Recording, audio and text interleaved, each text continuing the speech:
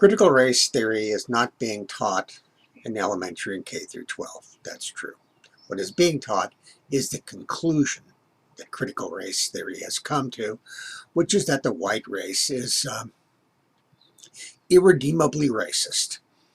And that is being inculcated and indoctrinated into children in many of these schools. So you can say, yes, critical race theory isn't being taught, only its conclusion being taught. It would be like saying, if you took all the ideas of the Ku Klux Klan, all of its race theory, and you never mentioned the Ku Klux Klan, and you didn't bring anybody in with robes to teach the weird rituals of the Ku Klux Klan, but taught them that all blacks are inferior and Catholics are inferior and such nonsense, you'd still be teaching it. You wouldn't be teaching the Klan's theory, you'd just be teaching its conclusions.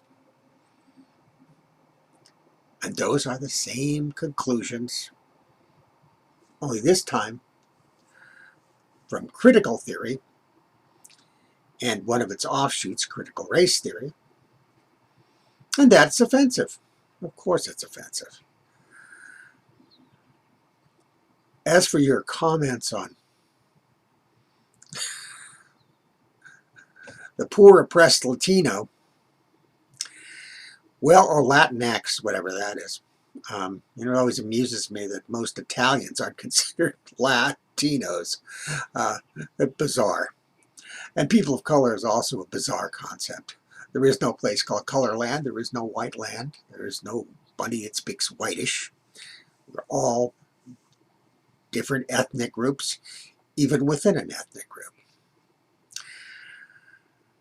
It's sad that performers who might be brilliant in their field, such as yourself, have decided to venture into areas where they have the slightest possibility to understand what's being said, because for one, they're all wrapped up in their own image and ideology, and for two, they seem not to have a really good grasp on critical thinking. So to say they're not teaching critical race theory, so calm the F down, is meaningless when they're teaching its conclusions, that all white people are irredeemably racist. And if I were to go for advice from someone, as a parent, the last person I'd probably go to is someone from your industry, which is primarily employed in making motion pictures with extreme violence,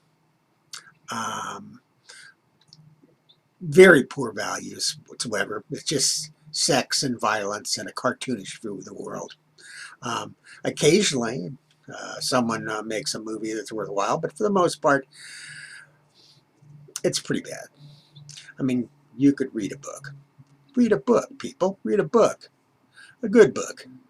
Don't waste your time watching people slit people's throats and shooting and murder and whatever, and wondering, where's all the violence coming from? Well, it must be from white supremacy. Okay. Mexico and Texas. Being that you brought that up. Mexico invited in people to come in from the United States and other places to settle in Mexico, because in Texas, the state of Texas, because it was sparsely populated, very sparsely populated, because it's a very dangerous place with Comanche raids, etc. So they came in with a certain understanding. Understanding was they would become Catholic and that they would become Mexicans for all intents and purposes. And they did do that. But the problem came up when General Santa Anna, you remember him, maybe you don't, maybe you think he's just a county in Orange County, I mean a place in Orange County. General Santa Anna sort of seized control of all of Mexico, and in the process fomented a revolution in several Mexican states, not just Texas. So, at the end of all this, in the Guerra con Texas, Texas became a republic, and then eventually became part of the United States. Many people have done very, very well. I have very, very many friends who have done very well in the United States just coming over from Mexico. As a hard-working person and an honest person can do very well. However, if you want to keep fomenting this nonsense, you can do so because you're protected from it all. You can sit in your very wealthy conclaves and be protected and spew out as much venom as you want, you know.